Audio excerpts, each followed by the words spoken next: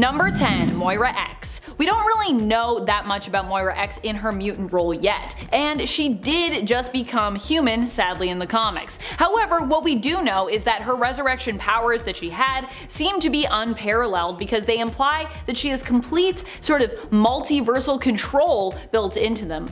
Or at least universal control. That is to say, it is heavily implied in Inferno that if Moira were to die in one of her lives, the universe she was a part of would possibly cease to exist. This prompts Mystique to defeat her by turning her human, then intending to kill her thereafter, now that she is no longer a threat. But of course, Mystique is unable to follow through due to the interference of other mutants on Krakoa, namely Cypher and the sentient mutant island of Krakoa itself. We haven't classified Moira X's power level yet as a mutant, but if she returns to being a mutant, and I kinda really hope she does because I really liked everything that we did with her as a mutant, I wouldn't be surprised if she was considered to be beyond Omega level just because of how intrinsically connected her powers are to the fabric of reality itself. It's quite unique and it's also quite powerful. Also, that's kind of why I want to see a return. I just feel like it was such a cool idea. Number 9. Professor X. Professor X is typically classified as an alpha level mutant, so I'm sure you're wondering what made me so boldly include him here. So bold! 2 levels above where his Marvel fandom page has him classified as. I have some things that I disagree with though with that Marvel fandom page, to be honest. And honestly, I put him on this list because of some recent developments that I think were really cool and blew my mind. You can let me know if your mind was also blown by these or not. During the 2021 Inferno story, we saw Xavier and Magneto go up against Omega Sentinel and Nimrod after they were caught in a trap laid for them both by Mystique and Destiny. The 2 traditionally villainous ladies ended up kidnapping Moira, and while attempting to track her, believing her to have been taken by Orchis, instead, Magneto and Charles ended up fighting against that organization, or more specifically, their Sentinel creations. They ended up fighting more against those because Orchis was quickly, all the humans were gone. During this fight, Charles defeated, or at least very nearly defeated, Nimrod at one point by using his telepathy to, in essence, break them apart. And while this is crazy, what's even cooler is it was hinted that Xavier was capable of this level of psionic assault in the past, when the X-Men actually first fought against the Sentinels back in the Stan Lee and Jack Kirby days, when he concentrated intensely and he actually managed to use his power to temporarily kinda like put the Sentinels to sleep. To me, this was an amazing feat, and it was kind of a cool callback to that original fight against the Sentinels, and one that made me consider Xavier's potential for being an Omega level or even beyond Omega level mutant. I know there's gonna be some people that are gonna be like, hey, no, that was telekinesis, Amanda, and that's what's going on. But I don't think that Xavier actually has telekinesis. I know people say, no, Cassandra Nova, that genetic connection. I'm sorry, but I can't accept it. But if you accept it, that's fine. I just can't. So that's why I'm referring to it as telepathy, just so you know. I acknowledge that it is apparently a thing. Number 8. New Sun. New Sun is an alternate version of Gambit who actually first appeared in one of the Gambit series and is initially a more mysterious figure. He is what Gambit would have been like had he been created purely to be studied and utilized by the government. New Sun ended up escaping the Alpha 1 facility where he was raised and held though. This version of Gambit hails from the alternate reality of Earth 9921. Unlike Gambit, he does not have restrictions or mental blocks when it comes to his capabilities. He can also turn himself into energy and charge objects with kinetic energy without even needing to touch them. New Sun basically shows the potential that Gambit has for his power. However, in the 616 reality, there is an element of fear that Gambit harbors when it comes to his own powers and abilities that New Sun doesn't seem to possess, which is what makes him so dangerous, but also what puts him way ahead of Gambit's mutant power levels. I wouldn't be surprised if New Sun was classified to hear that he had the potential to be beyond Omega. I've also just been a really big fan of the fact that like Gambit could be crazy powerful, he just like kind of chooses not to. I think that's cool. Number 7. Matthew Malloy. Matthew Malloy was said to be basically one of the strongest mutants in the entire world, in the entire multiverse even, or at least in his entire world, in his entire universe. Matthew Malloy hails from the reality of 14923, where his power was so great that he caused massive natural disasters by accident, just from feeling intense emotions. He had to be really careful with his powers in order to attempt to avoid such things from happening. something, but he wasn't very good at being very careful. Matthew Malloy's power set was reality warping based, but his power was so great that he ended up as more of a danger than an asset to the world and to other mutants. As a result, he was defeated by Tempest with some help from Professor Xavier. She defeated Matthew by going back in time to make sure his parents basically never met each other, so he could never be born. With him no longer existing, reality was changed and the one he had lived in blipped out of existence. Bye. Number 6. Marquis of Death. The Marquis of Death is a mutant who is well known for his ability to destroy. He could travel to alternate universes, traversing the multiverse, and was capable of destroying whole worlds within seconds, just with a thought. The Marquis of Death was not from the main continuity of Earth 616, but the alternate Earth of 807128, although there are other alternate versions of him in other universes besides. He's not the only one. This version of Clyde Wincham Jr. became obsessed with death after coming under attack by multiple villains and killing them in an instant with a single thought. He would end up being seemingly killed himself by Dr. Doom in the end, who worked with the Marquis under the guise of being his apprentice. That's the only reason why I ranked him so low. I know Doom is awesome, but I was just like, wow, defeated by Doom. That's how it goes sometimes, I guess. Number 5. Franklin Richards. Or at the very least, an alternate Franklin Richards. Franklin Richards of Earth 616 was recently stripped of his mutant status. No more mutant for him. And while I'm not convinced this will end up staying a permanent change to his character, I don't think it's been undone yet, as far as I know. I'm not up to date on my Fantastic Four though, so if I'm wrong, let me know, because I want Franklin to become a mutant again anyways. It turns out that Franklin had been using his power to alter his genetics to appear as a mutant. This was not intentional, but apparently was subconsciously done, and when his power started to go all wonky, eventually his unintentional genetic manipulation came to an end, which ended up with him being rejected from Krakoa, no longer able to visit there, because they basically found out you were never really a mutant, so bye. A future Franklin Richards of Earth 10774, however, seemed to have remained a mutant, either permanently one in this alt future, or simply not exposing that he had unintentionally faked his mutant genes. Not really sure which. It was the Mad Celestials in this future that identified him as beyond Omega level. Number 4. Miranda. While we never really got to know Miranda's codename or even really her full name, she was given her very own mutant class. That is how great her power was. Beast had to create a whole new classification just for her. She only appears in the Worst X-Men Ever limited series, which by the way is a really great read that I'd recommend you check out if you haven't already done so.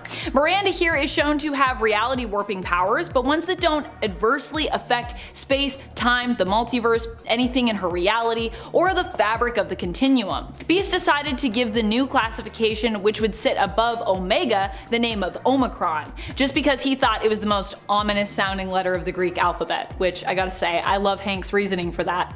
So great. Classic Hank. I think my favorite thing is that although in this universe Miranda was beyond Omega level and could have fixed the world in like a snap, just with a thought, just with a pop. That's how her powers work. She does a thing and it's like pop. She understood why the balance of everything kinda had to be maintained, and was very chill and content to just basically hang out instead of use her powers to fix or ruin the world, as so many reality warpers are prone to try and do, intentionally or unintentionally. And this is also a person that literally wouldn't ruin it, or like nothing bad would happen if she did it.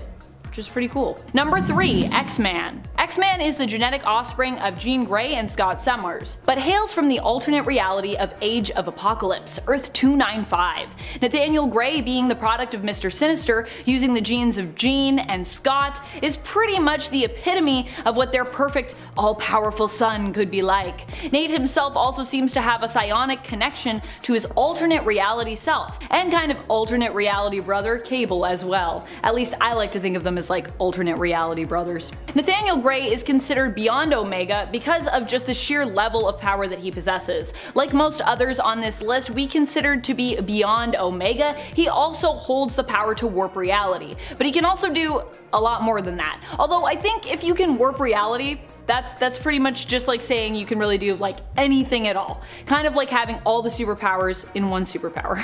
So I won't even go into everything he can do, because basically If you're like, can he do that? Yes, he can do that. He can do everything.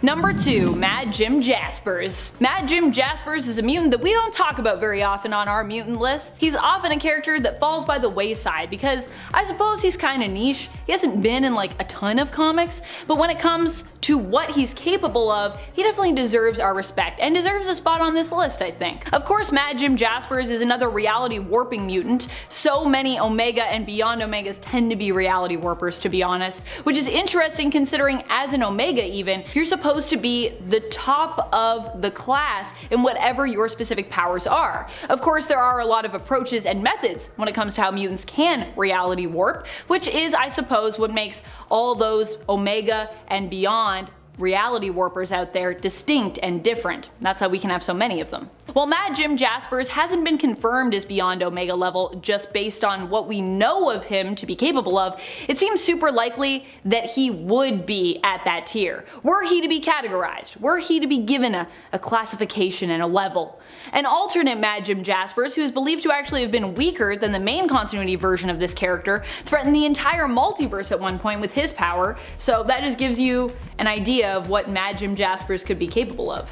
Also, he should probably be in some more comics, I feel like. He's always a fun character too when he shows up in my mind. Number 1, Vulcan. Vulcan is Gabriel Summers, the youngest Summers brother who has had a really messed up childhood, slash kind of no childhood, complicated, and who happens to be the most powerful of all the Summers family kids. Scott has his optic blasts and Alex has his energy conversion, but Gabriel has what is possibly a limitless amount of energy manipulation and absorption. He can take in tons of raw energy and just hold it or channel it into something else, which is pretty crazy. Vulcan has been classified many times as Beyond Omega level in the comics by various people, including Rachel Summers, and I think his niece herself would know a thing or two about power classifications that are off the charts, considering she is also an insanely powerful mutant in her own right.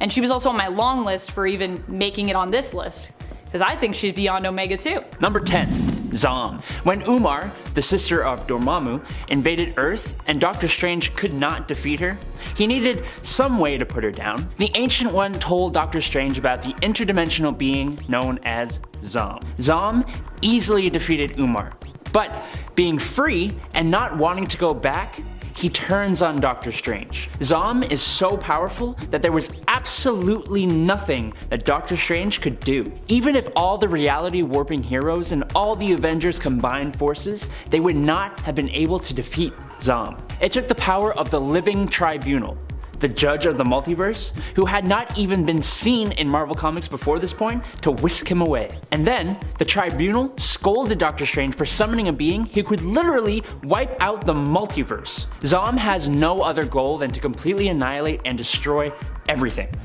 Ever. Zom is one of the most powerful mystical entities in the entire Marvel universe, and the Living Tribunal is the only person who has been shown to stop him. But we haven't seen much of him at all, which is why I put him at number 10.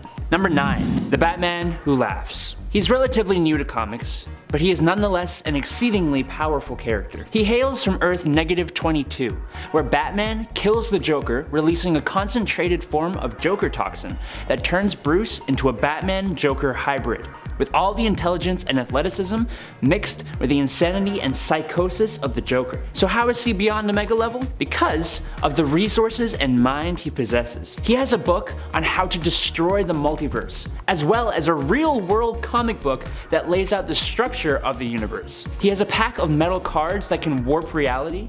His visor allows him to see the dark multiverse as well as people's fears and dark desires, which he can then manipulate. He can recruit minions to his cause like his Robins, and can turn people to his side with his Joker toxin. People like Shazam, as an example. He has killed Superman, Martian Manhunter, The Flash, Plastic Man, and Wonder Woman on his Earth. It's essentially what would happen if Batman was evil and had prep time. The answer is part of one of the best comic stories in recent years.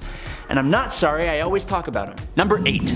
Dormammu. Dormammu is one of a race of extra-dimensional energy beings called the Photon. Him and his sister, Umar, are both mutants of the species, who seek to consume matter instead of energy, which is a big no-no. And along with killing their pops, it caused them to be banished. They both traveled to the dark dimension, and eventually Dormammu took it over. Dormammu is the prime enemy of the Vishanti. They're the gods who give the Sorcerer Supreme his power, and it's stated by Odin that this guy is his equal in power. He's more powerful than even the greatest sorcerers, including Doctor Strange and the Ancient One, and he can banish anyone from his domain, the dark dimension.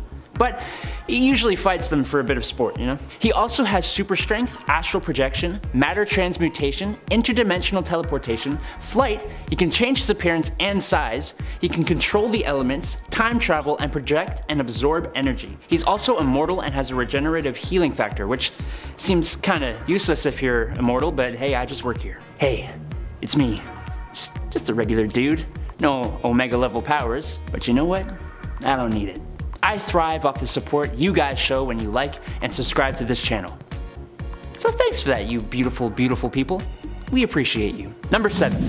Shuma-Gorath. Shuma-Gorath is one of the greatest of the leaders of the Old Ones, also known as the Many-Angled Ones. Think like Lovecraftian old gods, and that's basically the Old Ones. Shuma-Gorath is the ruler of hundreds of dimensions, and is said to be older than the universe itself. He has many, many mystical powers, including the ability to communicate and control others across dimensions, create mystical energy blasts from his eye and his tentacles, and can transmute things on a planetary scale. He can destroy multiple galaxies with his aura pressure ability, and can control realities by using his tentacles to create a ball of energy that he launches at the reality. They first fully premiered in Marvel Premiere Volume 1, Number 10. In the comic, Shuma-Gorath ends up using the mind of the Ancient One, Doctor Strange's mentor, as a portal to the dimension of Earth. Doctor Strange goes into the Ancient One's mind to battle the defenses of Shuma-Gorath and fight his way into his realm, only to realize that the only way to win is to actually kill the Ancient One.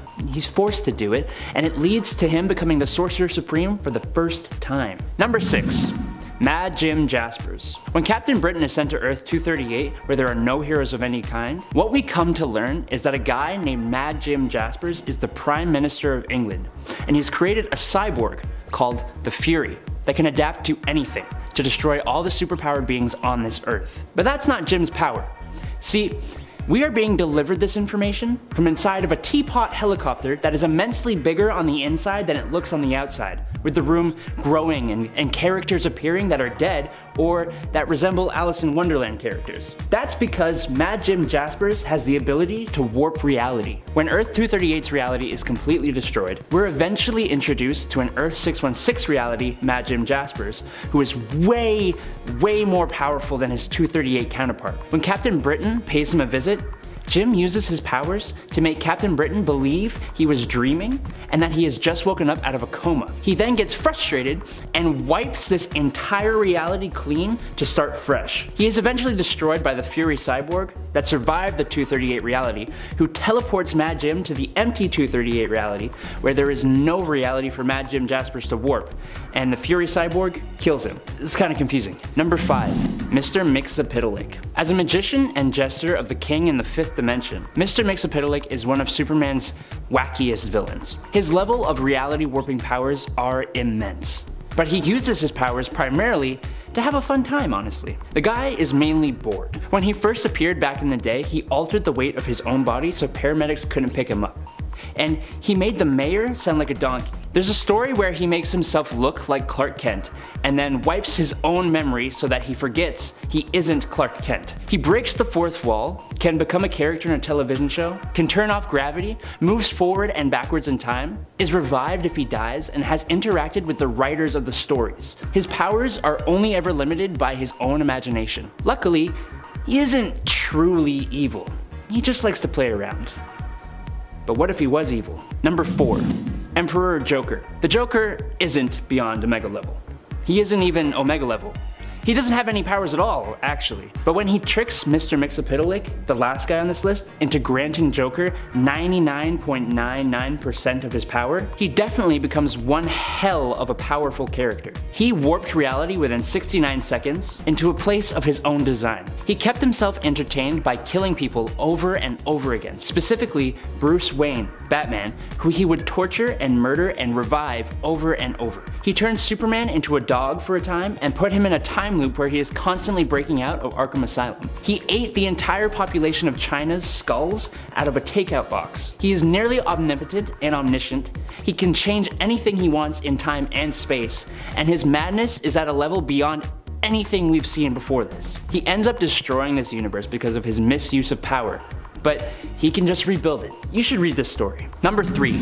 Chaos King. This guy is another character who hasn't been around for too long. He first appeared in 2006 and is referred to as the Japanese god of chaos, who subdued the pantheon of Japanese gods and decided to go after the Greek gods next. He has the ability to instantly transport armies wherever he wants. Armies that are made out of those that he's already killed. He even mortally wounded Zeus before being killed and eventually resurrecting himself. Chaos King thrived in the void before the Marvel multiverse was even created, and he and Eternity are basically of the same level. Eternity representing everything in the universe, and Chaos King representing nothing. During the Chaos War event, he kills Egyptian gods, Celtic gods, Shi'ar gods, gods of Zenlar, and he goes to the dream dimension and kills Nightmare. This guy even goes into hell and destroys Mephisto, as well as casting Mistress Death out of hell. The embodiment of death ran away from this guy. God Hercules, Galactus, and the Silver Surfer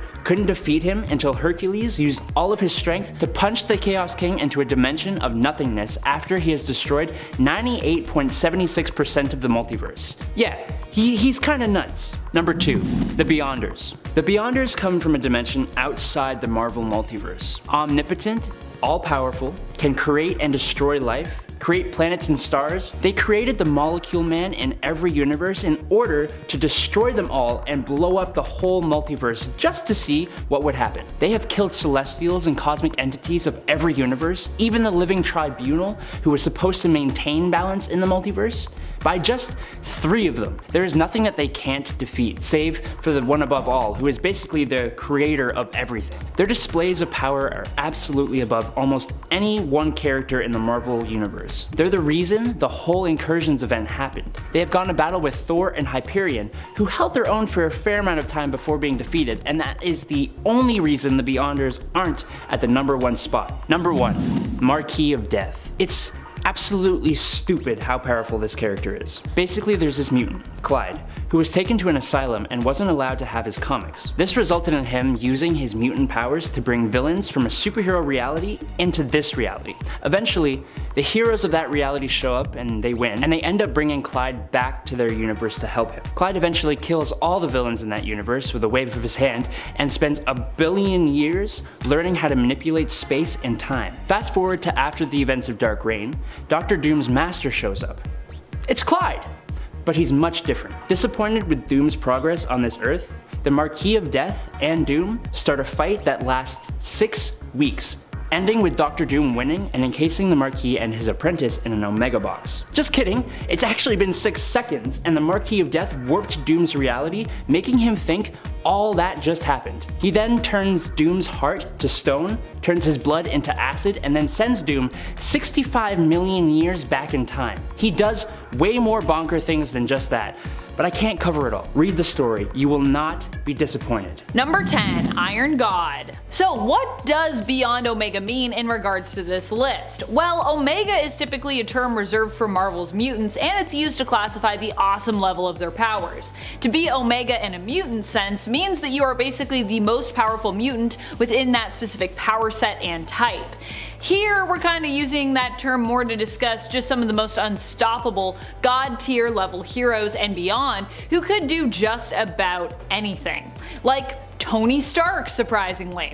That's right, even Tony Stark got a god tier power up when he became Iron God. Who is Iron God? It's basically Iron Man imbued with the power cosmic. Using his newfound power, Tony, who is also struggling with his longtime god complex, decided to use his newfound power to make all of NYC as smart as he was. Except for Reed Richards, who believed he was actually made somewhat less intelligent due to this change. Typical Reed. He's like, not me though. Tony, I'm definitely smarter than you, so this didn't help me. Number 9. Sentry. Sentry is the greatest hero that Earth forgot. In the Marvel universe, he is basically like DC Superman, but quite a bit more messed up when it comes to his origins and at times his approach to fighting baddies. In fact, Sentry himself isn't just one of Earth's greatest and most powerful heroes, he's also one of its worst villains, as residing within him is also the persona of the Void. The Void is the reason the whole world basically had to forget that Bob Reynolds was the hero known as the Sentry. In forgetting who the Sentry was, he disappeared, and with him so did his alter ego, the most villainous and deadly Void. Sentry managed to rip Ares in half, he's so powerful and violent. In fact, he ripped a lot of people in half. That's kind of his thing. Although he did also suffer some payback when Null, during the King in Black event, killed him by ripping him in half in kind. What can I say? Karma comes for us all in the end. Number 8. Sersi. Sersi is literally one of the most underutilized characters when it comes to Marvel in my mind. Overall, I kinda just think the Eternals deserve some more hype. I mean, Kieran Gillen is doing a fantastic job of hyping them currently, but there were a few years there where they were just dead. Literally, they were dead. Sersi as an Eternal has powers that allow her to not only control every atom of her body, but also allow her to control all matter around her as well. And she's also quite charming, a dangerous combination. At one point she uses her powers to completely disable Iron Man in the current Eternal series while having lunch with Tony Stark. And guess what? Iron Man remains powerless to stop her. It probably helps that he feels safe enough around Sersi to not need to have his guard up when he's going to lunch with her, but still, the effortlessness demonstrated by Sersi here is impressive.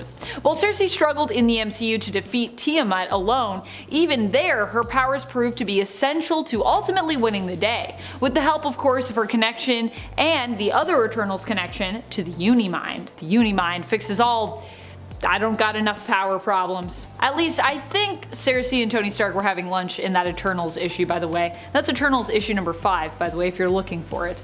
It's lunch or it's brunch. Maybe it's brunch.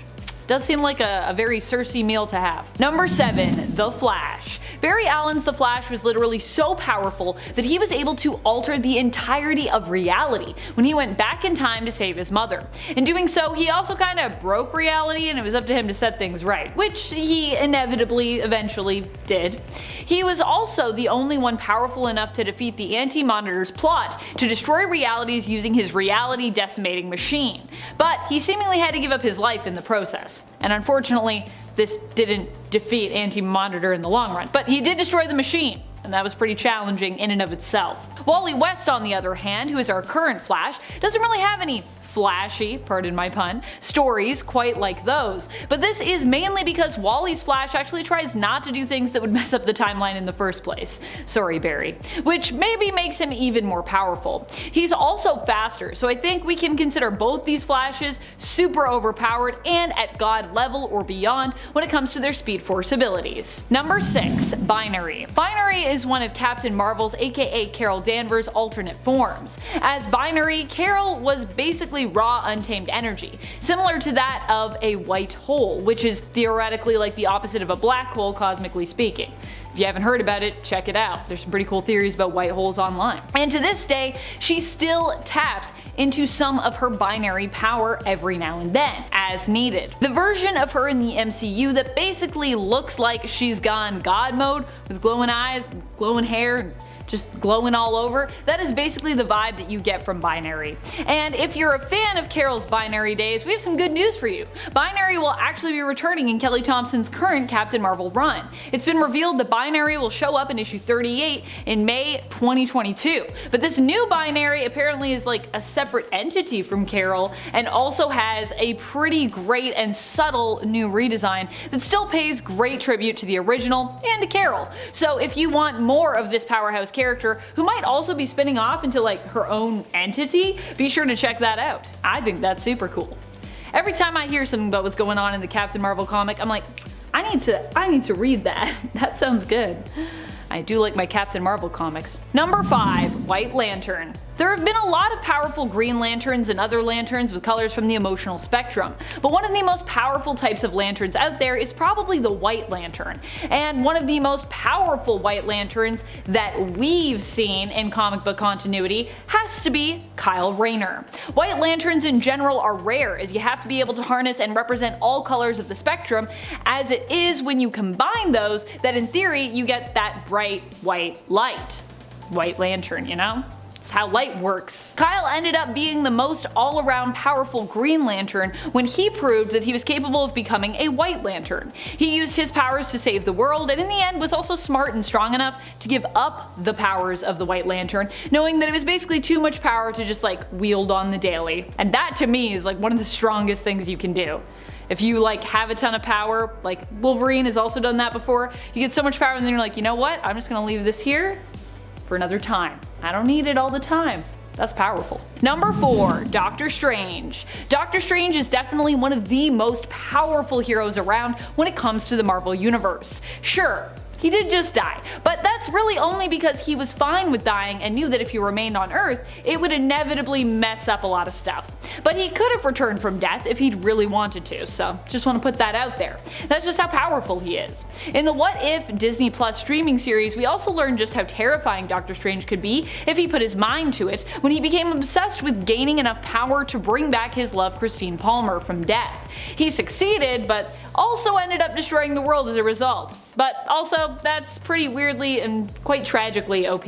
Number 3, Divinity. Divinity is actually from Valiant Comics instead of being from either DC or Marvel, the two big publishers of the North American comic book world. Remember Bloodshot with Vin Diesel? Bloodshot is also from Valiant Comics. Ho ho! Divinity himself is Abram Adams, a Russian cosmonaut who was in essence granted godlike powers during a trip to space. He returned to Earth and understanding just how powerful he had actually become, actually only ever interfered when a threat great enough presented itself. That's just how souped up he is. He knows better to get involved with conflicts of a smaller scale because he knows just how much damage he is capable of doing. To me, that's like kind of some Dr. Manhattan vibes. Or well, partial Dr. Manhattan vibes. I feel like Dr. Manhattan also sometimes just gets involved in stuff because he's like, what would happen if I just did that? Interesting. I like it. Or he's like, interesting. I hate it. I'm gonna go to space and just let you guys do your thing now. Bye. Number 2, Scarlet Witch. Scarlet Witch has literally used her powers to change all of reality, warping it so that we got the reality belonging to House of M. But beyond that, she's also lately seen some redemption in comics when she helped the mutants to access backups of those previously lost to them so that they could resurrect those mutants. This all happened in Trial of Magneto, where it was revealed that Wanda could basically open the door to those mutants and their minds thanks to her connection to them and their psyches because of House of M and M-Day. She goes through a little waiting room and she's like, here's everyone. Sweet. Hard for her to get there though because she's got a lot of trauma. Which I think is not only a super cool idea and super cool story, but it also makes Wanda pretty important and powerful overall. Considering without her, we actually wouldn't get to have all the mutants that we lost prior to mind backups being a thing with Cerebro. Because we didn't have backups. We were like, we don't got those. They're not on file. These people are lost forever. But only because we have Wanda do we get those back. Pretty sweet. Number 1, Wonder Woman. Wonder Woman is literally just coming off of being an all-powerful, all-seeing god pre-future state, where she got a glimpse into a version of the future. Enter future state. A future that we were told was going to happen in main continuity, but now it's not really happening because Dark Crisis is what's happening. You dig? Wonder Woman gave up her life to save the universe and all realities, and as a result kind of became a cosmic godlike entity. Of course, that was only for a time in her life, or I guess her afterlife. She's now back to the living world and will be returning to her regular but super powerful superhero self. Or she might possibly be the Amazon to die in Trial of the Amazons, where one important Amazon will be lost to us, although it seems more likely that she'll just be dying as part of Dark Crisis, because that's also supposed to happen. Otherwise, it might be one too many deaths for Diana to have happened so recently. I feel like 3 deaths in recent comics maybe is a little much. 2 deaths, however, 2 deaths where one of them you became like an all-powerful like god-like being, that I can take. I'll accept that. Because she didn't really die, she just kind of like transcended, but it's kind of a form of death. Number 10, Darwin. As we discussed in part 1, the term Omega actually comes from Marvel's world of superheroes, and specifically mutant kind, where the classification is used to denote a being who exhibits the utmost capabilities and control when it comes to their power set, making them the most powerful being with said power set. For the purpose of this list, however, we'll be using the term to simply talk about heroes who are so overpowered that they are considered god tier or beyond Omega, if you will. Darwin actually happens to be a mutant, and though on my part 1 I kind of shied away from mentioning Marvel's mutants on that list because we had already discussed them on their own Beyond Omega list, someone that wasn't on that list and hasn't officially been classified as Omega or beyond, or at least I don't think he has yet, but that I think probably should be considered such, is Darwin. Darwin's mutant power allows him to adapt and evolve his body and power sets as necessary for situations as they arise, and he's proven in the past just how powerful and deadly he could be. We also learned how valued the Children of the Vault considered his power set to be when they set out to capture him so that they could incorporate his powers into their own evolution, when Darwin was sent on a mission with fellow mutants, Synch and Wolverine, aka Laura Kinney, inside the Vault. You know your powers are crazy when the Children of the Vault are like, we need that, we gotta mix that up in our thing. We want to be able to have that power. Number 9. Nova. The Nova we're talking about here is Richard Rider. Rich was given the powers of the Nova Force by one of the last surviving members of the Nova Corps, who was forced to pass his powers on as he was severely wounded and dying. Stumbling upon Richard Rider on Earth and hoping that the human who received the powers would carry on his mission and use them well and wisely. I mean, if you gotta give powers, you gotta give powers, you just gotta cross your fingers and hope. As Nova, Richard Rider is insanely powerful and also gains access to a wealth of information being directly linked to the Xandarian world mind, which grants him all the knowledge that Xandarian culture has amassed over the years. The Xandarian world mind can also take control of Nova as needed, and protects him against mental attacks. Although he also kinda needs it to keep himself stable, because without it, the sheer power of the Nova Force will overwhelm his mind and body. So it's like a blessing, and it's also kind of like a weakness. Number 8. Captain Atom. Captain Atom hails from the DC universe, and is kind of similar to Nova in terms of the idea and look of his character. His power set is based in nuclear power and quantum physics. His origin story is somewhat similar to Dr. Manhattan's of Watchmen, at least in the New 52 continuity. However, instead of being altered by a tragic accident there, he volunteered for an experiment which ended up going kinda wrong, resulting in him being seemingly atomized. Later on, he would reappear as an energy-based life form though. Yay! And then obviously, superpowers.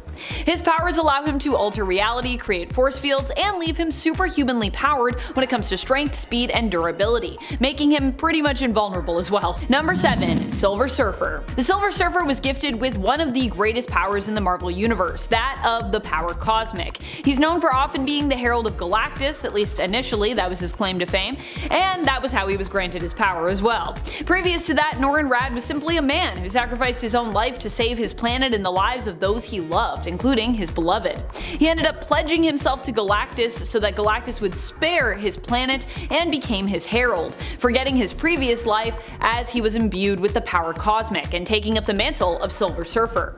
In the future, seen in Thanos Wins, not only does Silver Surfer have the power cosmic, but he also has the black matter powers of the Fallen One, taking up the mantle in the future as he makes his final stand against King Thanos, also wielding Thor's hammer Mjolnir as well, being considered worthy enough to wield said hammer. He does not succeed in beating King Thanos unfortunately, but this version of the character is still super OP. If I was King Thanos, I wouldn't want to face that version of the Fallen One. I'd be like, no, not gonna do that. Number 6. Superman. Superman, especially before his power set settled, was a pretty crazy powerful guy. Back in the old days, Superman's powers were actually whatever the story called for them to be. So basically, he could do it all. But even now that his power set is more concrete in modern storytelling, more established, he's still known for being one of the most powerful heroes around. Not only is he invulnerable with super strength, but he's also super fast, and super smart as a result. One power I feel like people always overlook is his speed, and his capacity to learn things extremely quickly as a result. It's like the best speed reader ever. While Superman might not be as fast as the fastest of the speedsters in the DC universe, the fact that he has this power combined with all of his other ones makes him insanely well-rounded and unstoppable when he needs to be. There's also an alternate version of Superman, All-Star Superman, who gets his powers boosted to an insanely high level but becomes so powerful that his powers are basically killing him. However, once he ends up merging with, fixing, and in essence living on the sun, this surprisingly prolongs his life and also allows him to remain super powered. Unfortunately, in that last year before he left the Earth, he was like, I'm gonna do a lot of cool stuff so that I leave you guys in a good spot, because I'm going to die. But then he didn't die, so it's all good. Number 5. Molecule Man. Molecule Man started out being a major villain, but later on, much later on I guess, before he seemingly dies, he redeems himself by joining forces with the Future Foundation / Fantastic Four in an effort to return the Marvel multiverse to normal by reconstructing it. While aiding Reed Richards, Mr. Fantastic, and his family in this quest, Molecule Man was unfortunately killed. However, it should be noted that Molecule Man kind of exists across the multiverse, and parts of him were actually used to like tether said universes that were reconstructed. So in a way, he could still be alive. He kind of was still potentially able to come back, but then they gathered his pieces and they got stolen, so I don't know if we'll ever see Molecule Man again, but I hope so, because I'd love to see him more in a hero role. Molecule Man is Owen Reese, whose powers allow him to manipulate matter at a molecular level and warp reality. He has at times placed mental blocks in his own mind to prevent himself from using his powers to alter living life forms. He seems to go back and forth when it comes to him being able to alter living organic material as a result. And while he is really powerful when it comes to reality warping, he also is still quite squishy, which is why he's ranking lower. And also, you know, he was a villain for a long time. I acknowledge, but I'm just here to see Molecule Man be a hero, friends. I'm just here for it. Let me know if you also want to see Molecule Man come back and be a good guy. Number 4. Raven. Raven is a hero that we don't normally hype up when we're talking about like the most powerful ones out there. And yet, she really is. Although she struggles sometimes with her darker side, when she can keep that in check, Raven is actually one of the most powerful magic users in the world of DC. That's right, I said it. And that's pretty impressive considering how many heavy hitters there are in that realm, in the magical realm. What also makes Raven so powerful is her dark heritage, so being able to harness that energy while kind of keeping it in check can make her extremely powerful. Of course, there is always the risk that Raven will turn dark, but it's important to remember that she is a hero first, and while this has happened to her before, she always ends up coming back to the side of good in the end, because ultimately Raven defines who she is and wants to be, as opposed to allowing her heritage to define her. I also always think of that future Raven from Teen Titans Go, who becomes the goddess of the universe after she defeats her father Trigon. She's really powerful there. Also, I know people are going to be like, wow man, to Teen Titans Go? Really? Is that where we're going? I like Teen Titans Go, guys. Sorry, I said it. I like it. It's funny. It's ridiculous. Number 3. Atom Eve. Atom Eve is probably one of the most powerful superheroes that I've fallen head over heels in love with most recently. She hails from Image Comics, specifically Invincible and its comic book universe, and now also its animated universe. She is the main love interest and partner in romance and business to the main character of the Invincible series, Mark Grayson, aka Superhero Invincible. But she's also so much more than that. Atom Eve is Samantha Eve Wilkins, a powerhouse in her own right, who I might argue is actually more powerful in a lot of ways than even Mark himself, who is pretty off the charts powerful himself. Atom Eve can manipulate matter on a molecular level, effectively allowing her to alter reality, and what's more, she doesn't use her powers to create like unlimited wealth or anything selfish, but instead at one point actually takes a break from superheroing to travel the world and help those who actually need her help in third world countries and could benefit from her powers and her abilities. Basically, she's being a real world superhero, you know what I mean? I mean, she still got superpowers, but you know, she's using them to just do good things on the ground. We also learn much later in the Invincible series that she's basically immortal and cannot die. Kind of spoilers, but also Invincible's been out for a long time, friends, so if you haven't read it, sorry, you should do it. You should go read it. Go check it out. Number 2, Jean Grey. As I said before, I tried to stay away from mutants on part 1 of this list because I felt that they had been mentioned a ton when it came to the whole Omega and beyond Omega categorizations. However, if we're just talking about superheroes who are beyond OP when it comes to beyond Omega, then at some point I kinda do need to talk about Jean. And so here she is on our part 2. Jean isn't just a powerhouse because she's tied to the Phoenix Force either. While she has been the Phoenix multiple times, she also is powerful enough just standing on her own. In fact, I think Jean is so powerful that she often holds back because she knows just how dangerous fully letting go would be. She's seen the darkness in herself and what a threat it can be if she taps into that. Jean is often depicted as being very much in control of her powers in modern comics because I think over the years she has learned how important that is with someone who is just as much of a powerhouse as she is. Like if Jean wanted to, she could probably do a lot of crazy stuff. But she's like, I probably shouldn't do that because it would be a bad idea. Number 1. Dr. Manhattan. I mentioned Dr. Manhattan on part 1 of my list, but really only in passing. He was mentioned in another point, but he wasn't the main point of that point. I figured I couldn't do a Beyond Omega superhero list without mentioning him, but I didn't really want to give him a spot on that part 1 because at the end of the day, he gets hyped a lot. We talk about him a lot on this channel. That being said, he does deserve it. So as soon as I heard that we were doing a part 2 for this list, I was like, okay, I gotta give him a spot on this one. I mean, I can't deny him that. And unsurprisingly, here he is all the way at the top because yeah, Dr. Manhattan. Dr. Manhattan can basically warp reality as he sees fit. In essence, he is one of the major causes of the creation of the New 52, at least as far as reasoning goes within canon and continuity. Dr. Manhattan might be a little too ambivalent for some to consider him a hero, but overall I'd say he is a force for good. He just usually doesn't get involved because he's so OP, and this means that he sees other beings and their issues as generally being kind of beneath him.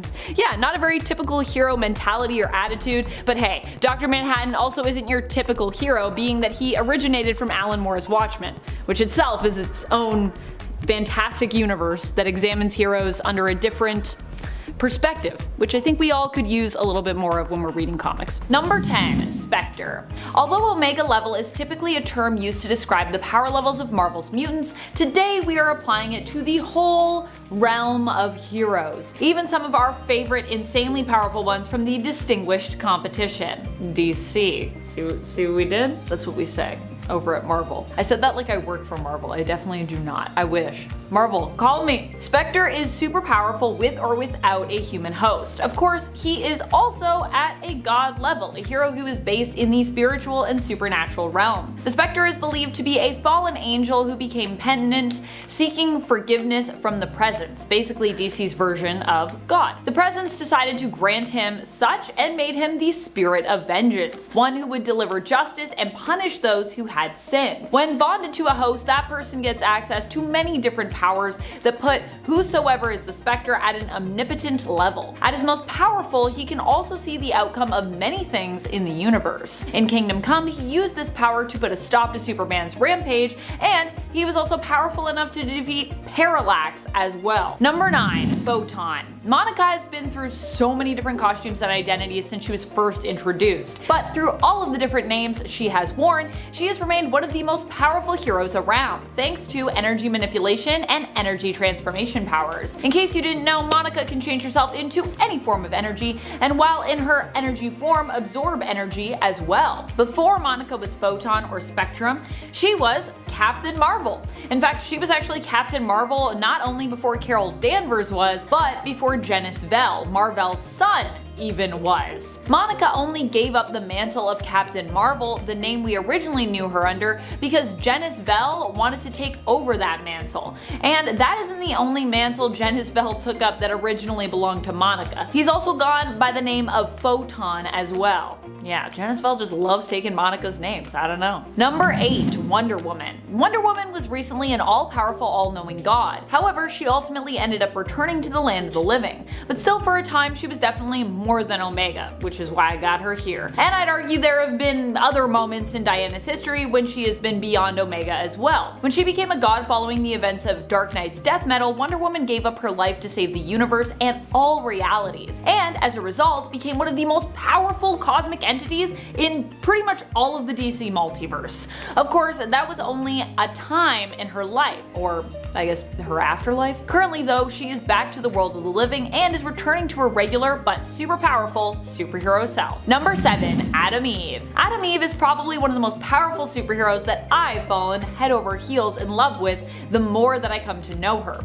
She hails from Image Comics, specifically Invincible, and its comic book universe. She is the main love interest and partner in romance and in business to the main character of the Invincible series, Mark Grayson, aka the superhero Invincible. But she's also so much more than that. Atom Eve is Samantha Eve Wilkins, a powerhouse in her own right who I might argue is actually more powerful in a lot of ways than even Mark, who is pretty much off the charts in terms of power levels himself. Atom Eve can manipulate matter on a molecular level, effectively allowing her to alter reality, albeit on a smaller scale than some of the others that are on this list. Number 6. Dr. Fate. Known for being the most powerful magic user in the main continuity of DC Comics, we have Dr. Fate. At least that is as far as heroes and I suppose mortals go. However, it should be noted that Dr. Fate has sort of immortality too as well, granted to him by the magics of his powerful artifacts that belonged to the Lord of Order, Naboo, the original Dr. Fate. So he is anything but your average mortal. Kent Nelson spent a long time as Dr. Fate, but now we have a new Dr. Fate as well, his grandnephew Khalid Nazur. Even when Khalid just took up the helmet, he showed a natural knack for wielding its power, handily defeating a demon. Dr. Fate can also travel the multiverse and even possibly exist across multiple planes of existence at once. Number 5. Doctor Strange. Doctor Strange is one of the most powerful magic users in all of Marvel Comics. To contrast Dr. Fate. Who is Doctor Strange? He's the Sorcerer Supreme in the Marvel Universe. Or he usually is anyways. He was dead recently for a little while, but even while dead he was quite powerful, contacting another version of himself and getting his self to help solve his own murder in Death of Doctor Strange. A past version of Strange was summoned to get sleuthing, and through this, Stephen was even able to return to the land of the living temporarily. Ultimately, he knew that doing so would come with too great of a cost if he were to actually remain alive, kind of breaks the natural order of things, and fight against the inevitability of his own death. So he only came back temporarily to defeat some baddies and then he kind of like faded away once more. Although he is back permanently, I believe, again now. So I guess it's all in how and when you come back from the dead in terms of it being magically approved. This resurrection is magically stamp approved. Number 4. Squirrel Girl. Despite no longer being fully considered unbeatable, thanks to a defeat that is implied to have happened off-panel in the 2018 volume of Fantastic Four in issue number 43, Squirrel Girl still has defeated a lot of menacing and often unbeatable villains in Marvel Comics, and has also helped to reform some major villains as well. In fact, this is kind of Doreen's whole secret to success when it comes to beating her foes. She usually does so by simply befriending them and encouraging them to just like do and be better. Well, I don't know if this would work everywhere throughout every universe or every multiverse that exists, you still have to admit that her list of victories is pretty impressive. Doreen is inspirational and honestly it's contagious. And while she has lost once at this point, I still think her track record of beating almost all villains she runs into makes her one of the most powerful characters that we've probably ever seen. While her mutant powers might not be at an Omega level or above, her friendship abilities most certainly should grant her that status alone. I mean, almost no one can seemingly stand against her, so. Number 3. Ex Nihilo. If we get Ex Nihilo in the Marvel Cinematic Universe, it will probably mean the coming of the Builders, which would be a whole world-destroying event. So if we get this powerhouse, we know we're in trouble. Worlds destroying, actually, since they basically obliterated multiple planets in order to reset the universe and start again because of what they had learned about the coming incursions. Ex Nihilo was known as one of the Gardeners. He was created by the Builders, as were all of the Gardeners. Their goal was to perfect species on planets and create life, which sounds great, until you realize the level of power needed to do such a thing. Ex Nihilo could both create matter and manipulate time. We don't know the full extent of his power level in this regard, but I would assume both would be on a planetary scale at least, just based on the purpose of why his character was created. Number 2. Vulcan. Vulcan is Gabriel Summers, the youngest Summers brother who had a really messed up childhood. Slash, honestly, kind of no childhood at all, really. It was a rough time. And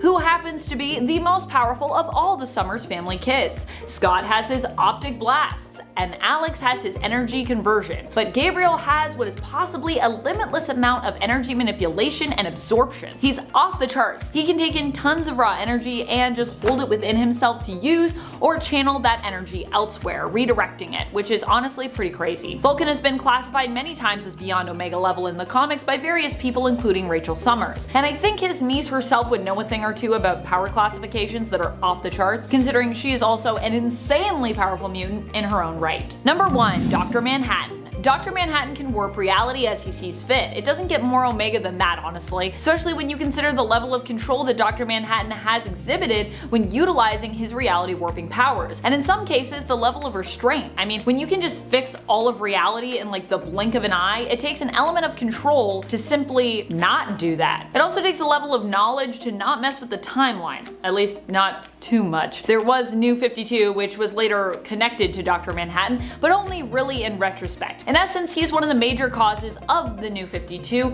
at least as far as the reasoning goes within the canon. Dr. Manhattan might be a little too ambivalent for some to consider him a hero, but overall I'd say he is a force mostly for good. He just usually doesn't get involved because he's so OP, and this means that he kind of sees other beings and their issues as generally being, well, kind of beneath him. Yeah, not a very typical heroic mentality, but Dr. Manhattan also isn't your typical hero, being that he originated from Alan Moore's Watchmen. Coming in at number 10 today, it's Monarch. Born into the esteemed Braddock family, James Jamie Braddock Jr. didn't manifest his reality warping abilities until adulthood. His extraordinary powers hinge on the manipulation of quantum strings, granting him dominion over the very fabric of reality. Operating under the moniker Monarch, he wields a range of abilities from teleportation to nightmarish bodily distortions and even the ability to sow utter chaos throughout the cosmos. As his powers elevated, Jamie Braddock evolved into one of Earth's most perilous and erratic mutants. Ultimately though, Monarch met his demise at the hands of his own siblings, Captain Britain and Psylocke, who sought out to safeguard the multiverse from the dangerous power that he wielded. But despite the danger, the Five on Krakoa successfully resurrected him, and he harnessed his capabilities to ascend as the ruler of Avalon, solidifying his status as a true monarch within the realm of Otherworld. At number 9 is Vulcan. Vulcan, also known as Gabriel Summers, emerges from the tangled web of mutant abilities as a formidable figure overshadowing even his renowned brothers Scott and Alex. His tumultuous upbringing, marked by neglect and isolation, set the stage for his unparalleled powers. Unlike Scott's optic blast or Alex's energy conversion, Gabriel possesses the astounding gift of energy manipulation and absorption, seemingly boundless in its potential. Now, what sets Vulcan apart is his ability to voraciously absorb vast quantities of raw energy and retain it within himself like a cosmic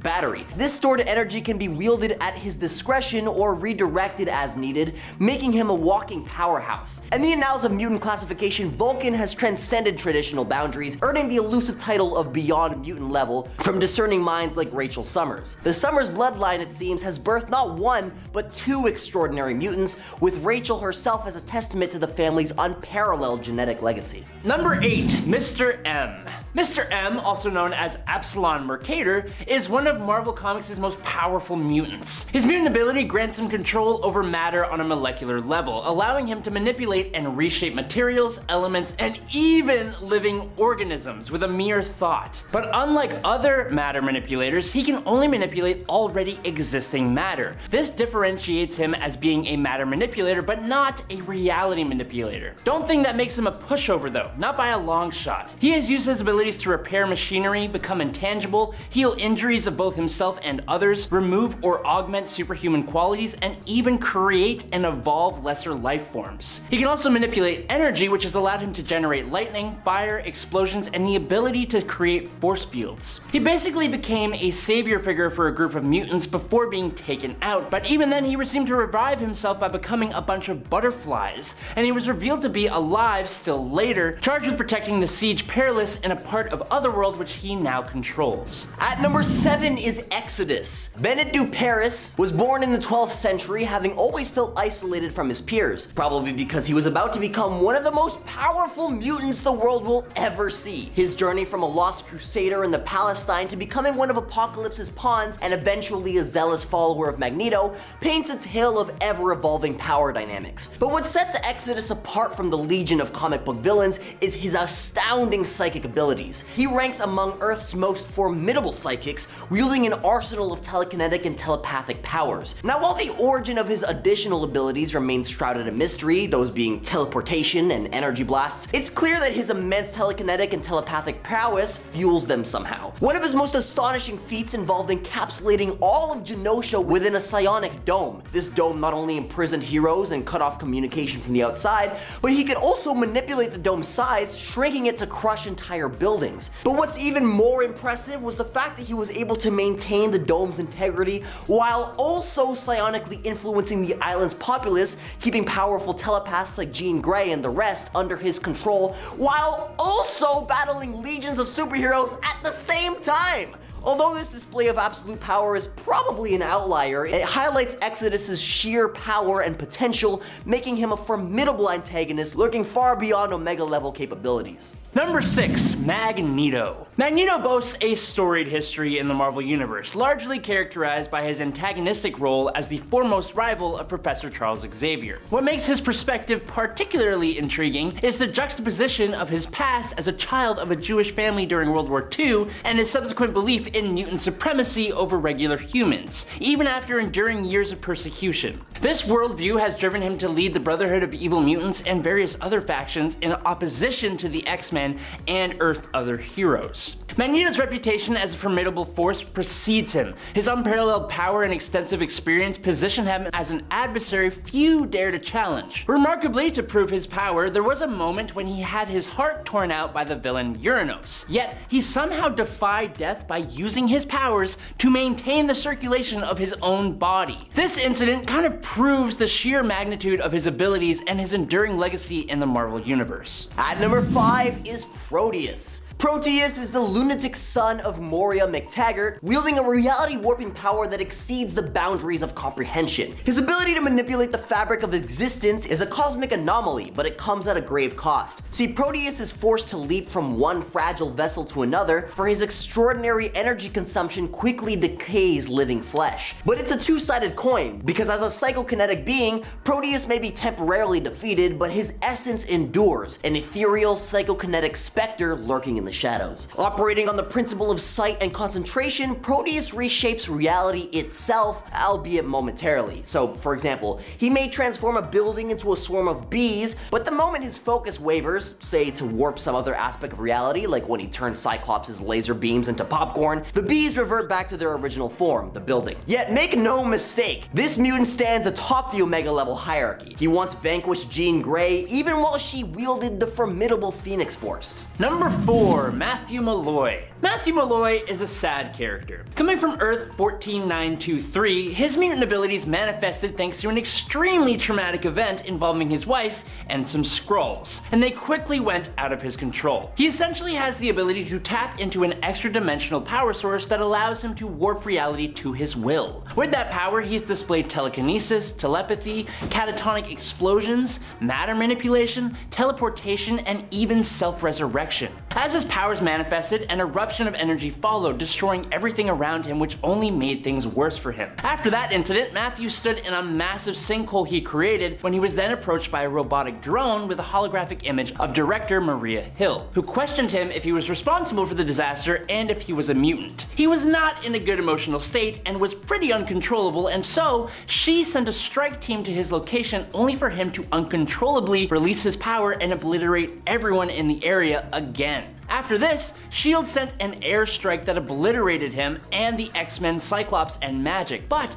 using his powers, he returned back to life and teleported to the Jean Grey school, where he took the life of Emma Frost. It was not until Tempest used her powers to go back in time, and with the help of Professor X of the past, managed to make Malloy's parents never meet, causing him to never have been born in the first place and cease to exist in the present, saving Cyclops, Magic, and Emma Frost.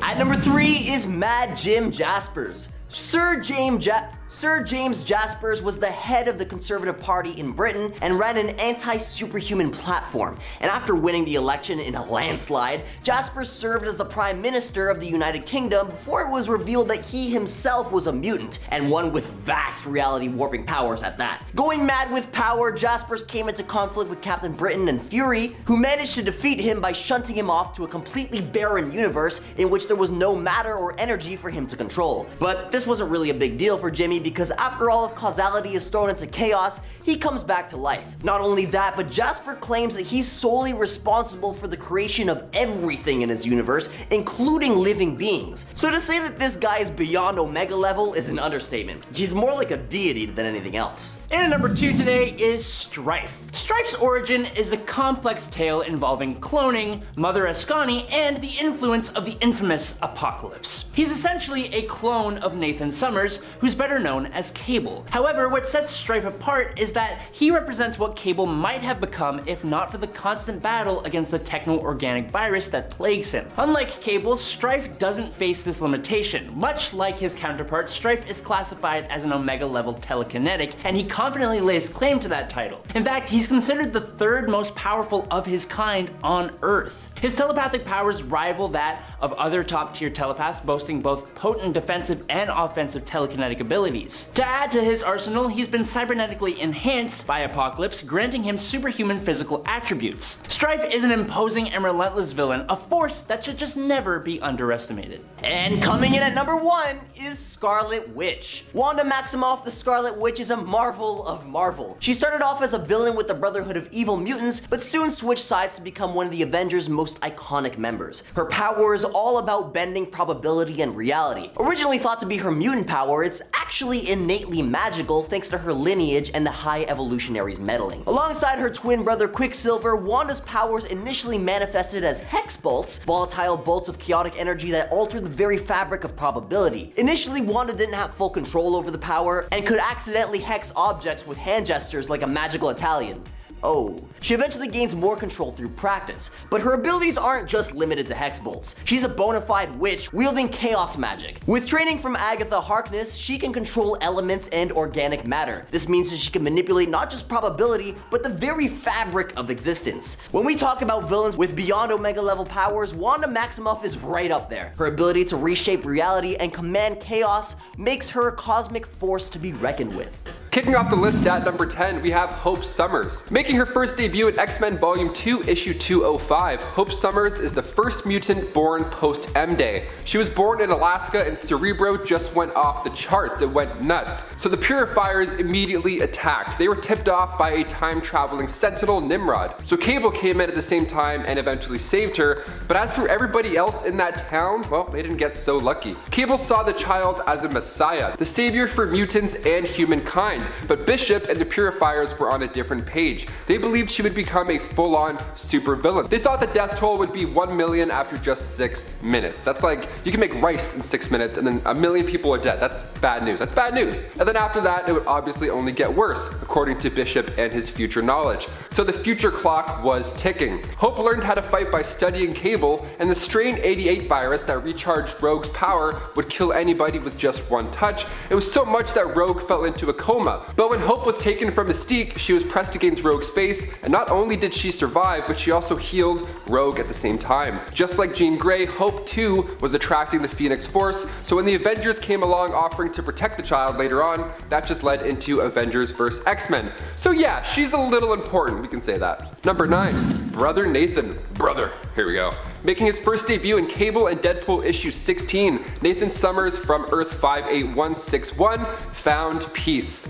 We'd love to see it. Now at this point, humans were done relying on television and all that crap. Instead, they used their imagination to explore and expand the humankind. How lovely is that? Wonderful. What a future. So our 616 Deadpool came along looking for the missing Cable, and that's where he ended up. He ended up here. Cable, or in this time, Brother Nathan that is, this, found Wade telekinetically and gave him the rundown. This pitch, this new peaceful environment that he created wasn't actually boring like Wade believed. And only 3 minutes later, Wade was gone. He got out of there. He couldn't do it. Only Cannonball and Siren from this Earth followed him back through dimensions, so he ended up getting in trouble by this quick visit. Brother Nathan is cool though. He's a cool dude. There's a ban on weapons in this timeline, but Nathan had this cool looking spear with a ceremonial blue tassel under the blade. It wasn't for combat, but more for keepsake purposes. And look at him. He looks like a nice dude. He kind of looks like the Lord, dare I say. Also, this world is beautiful. It feels like No Man's Sky meets Wakanda. That's a nice place to be. And before we continue on with this list, if you want to go ahead and give us a thumbs up, that would be so great. It's so helpful here at the channel. You guys are the best. Now let's get right back into this awesome part 3. Let's do it. Number 8, White Sword. Among the many mutants residing on Okara, one was known simply as White Sword, or White Sword of the Ivory Spire, which rolls off the tongue a little nicer. He made his first appearance in X-Men Volume 5, Issue 12 during the Ten of Swords storyline. The White Sword and his army of 100 champions were sent to Ament. They battled and bought the mutants some time. So when the dust was settled, White Sword vanished. He never returned with his people again, and after the mutants were trapped in Ament, they saw all these demons who had been crucified, so they knew that the White Sword was there, just kicking all along. Now he was an ally to the mutants of Okara, but after that, many years of endless war and resurrection, he eventually started to lose his mind, as one would. He would start attacking his friends as well as enemies. He just couldn't see the difference. I mean, as if living 1,000 years wasn't bad enough, imagine having to spend it constantly fighting for your life. But he is quite good at fighting. He's a master at sword combat, and if he does decide to heal you after a battle, you'll then be enlisted to his army by default.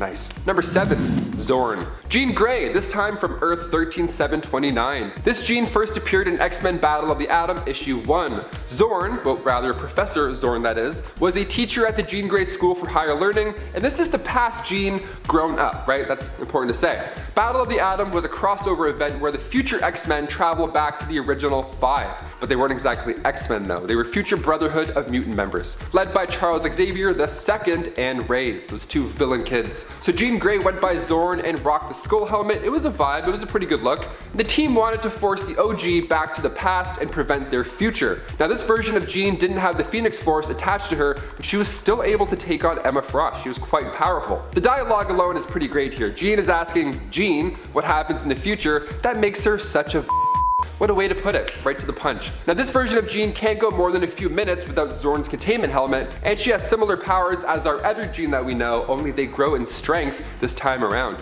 It's trouble. Number 6, James Braddock Jr. First appearing in Captain Britain issue 9, Jamie Braddock Jr., the oldest son, of course, from Dr. James and Lady Elizabeth Braddock. And when I say oldest, he's 10 years older than his siblings, the twins Betsy and Brian Braddock. Now Jamie can manipulate reality, but it never started that way. He was brilliant when it came to finances, and if that's too by the books for you and not cool enough, he was also a pro race car driver. Nice. He found out about his brother's secret identity, and then he helped out here and there as a supporting character to his comic run. But Jamie started to get behind on bills, so he resorted to crime. First starting with minor crimes, and then as these debts grew, he had to get really dark and grimy with his actions. Eventually, Dr. Crocodile kidnapped him, told Brian about his brother's crime work, and his brother kind of just let him go, right? Doc Croc was evil. After these experiments, Jamie was convinced that this reality that he lives in is actually just a dream, and his mind was just breaking. It was sad stuff. This just happened to be the tipping point for Jamie to meet his mutant power, which also happened to be the ability to warp and restructure reality in his immediate vicinity. Terrible, powerful combo right there. Troublesome. He views the world as invisible strings that he plucks away at. It's like Interstellar style. Murph. Number 5, Archangel. Warren's wings are pretty amazing as is, but during the X-Force storyline, he got the upgrade of a lifetime. He got techno-organic wings by Apocalypse after he became the Horseman of Death. The old HOD. Sometimes they work. I thought he was powerful before, but this is just another level. His feathers were much stronger this time around as the Horseman, and he could fire them off like bullets. They could pierce right through steel, or he could use the wings to smash and fly through anything. Either or. The techno-organic wings regrew afterwards for a second time, along with the new blue skin tone to match Apocalypse. Now this form of Angel is hard to keep away. He often struggles to keep his heroic side in control. If Apocalypse made me a Horseman of Death and I got all that extra power, I'd be pretty annoyed having it taken away every now and then. I get it. Number 4, Nathaniel Gray. This mutant is from an alternate reality, like some of our other ones that we talk about. He styles himself as a mutant shaman, loaded with precognition, telepathy, telekinesis. Who is he? Let's talk about him. Coming from Earth 295, artificially created from Sinister and the High Lord Apocalypse, Nate Gray is made of genetic materials from Cyclops and Jean Grey. He was created to be the ultimate telepath, and I think it kind of worked. He was made as a power bid to go against Apocalypse as well, and he's classified as an Omega level mutant, the most powerful psionic in any reality. Not just that one, and he's near omnipotent. So he's basically a living god. Neat. Just a fraction of power was enough to overload Omega and Mimic in Dark X-Men issue 2. Sentry and Nate Gray both fought Galactus in Dark X-Men issue 3, so it's fair to throw him on this list, I'd say. Number 3, Celine. AKA Black Priestess, Celine made her first debut in New Mutants issue 9. She was born 17,000 years ago, give or take, right after the oceans, ate Atlantis. She was an enemy of the sorcerer Kulan Gath in Uncanny X-Men 191, and her powers are pretty spectacular, and also terrifying. She can drain the life force out of you in order to live longer. All she has to do is come into physical contact, and you're toast, mister. No fist bumping Celine in this house. Her tribe realized she was powerful right from the get-go, way back when humankind was just starting to evolve, really. So her tribe's elders all sacrificed their lives to make her more powerful and everlasting. That's a solid tribe, ride or die right there. They obviously chose die, but still, they're riding a little bit. The character Celine from the Underworld series, funny enough, was actually based off of this Celine from the comics, and I can totally see Kate Beckinsale now every time I see her,